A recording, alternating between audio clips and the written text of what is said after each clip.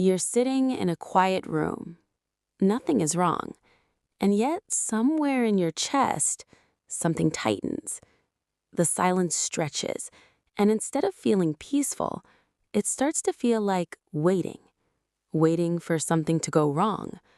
Why does stillness so often feel like a held breath? Problem deep dive. You know this feeling. A text goes unanswered for a few hours and your mind starts writing stories. A friend goes quiet and you replay the last conversation, searching for what you did wrong. A house falls silent, and instead of relaxing, you start listening for footsteps, for a door, for some sign that something is about to happen. This isn't simply overthinking. It's a pattern psychologists call hypervigilance, a nervous system that has learned to treat the absence of information as a possible warning. Silence gives your brain nothing to react to, and a brain built for prediction doesn't like empty spaces. Reframe. Here's what matters most.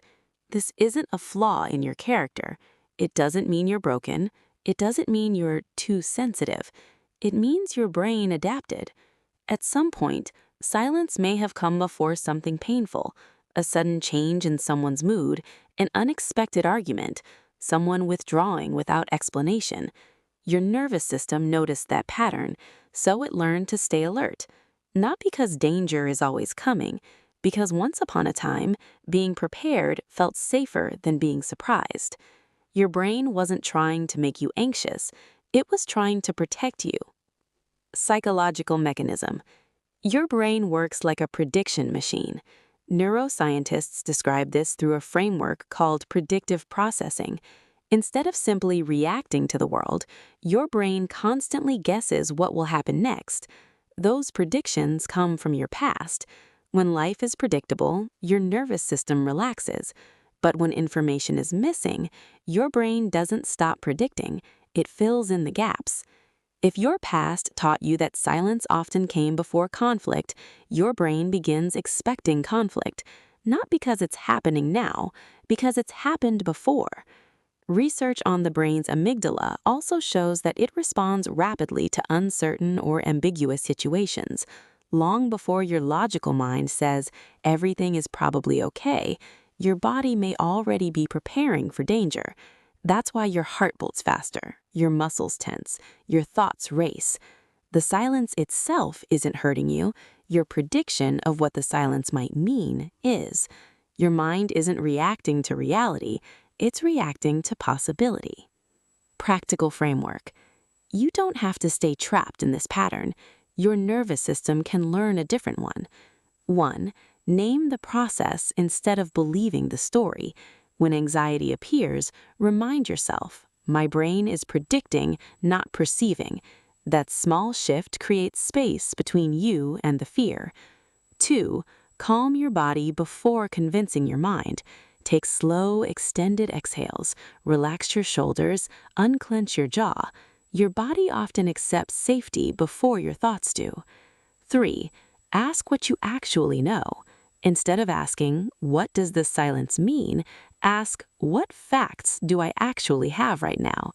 Most anxious stories begin where evidence ends. 4. Look for the pattern beneath the moment. This silence probably isn't the real issue.